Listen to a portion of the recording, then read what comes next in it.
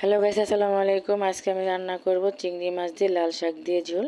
তো পেঁয়াজটা ভালো করে ভেজে নেব। তো দেখুন আমার পেঁয়াজটা ভাজা হয়ে গেছে, মাছগুলো সুন্দর করে ভেজে নেব, চিংড়ি মাছগুলো। তখন চিংড়ি মাছগুলো একদম ভালো করে ভাজা হয়ে গেছে। এখন এখানে দেবো কাঁচামরিচ কুচি, এটা দিয়ে একটু ভালো করে ভেজে নেব। এখন দিয়ে দিচ্ছি হলুদ গুঁড়ো,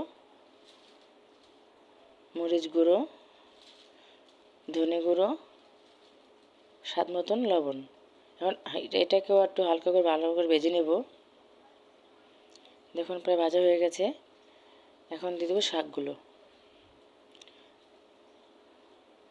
আর আপনারা কে কে লাল শাক দিয়ে চিংড়ি মাছ দিয়ে ঝোল খান অবশ্যই কমেন্টে বলে দেবেন। দেখুন শাক একদম কমে গেছে শাকগুলো। এখন সবগুলো মাছ দিয়ে একদম নেড়ে চেড়ে মিশিয়ে দেব। দেখুন একদম শাকগুলো মিশিয়ে অল্প একটু হয়ে গেছে।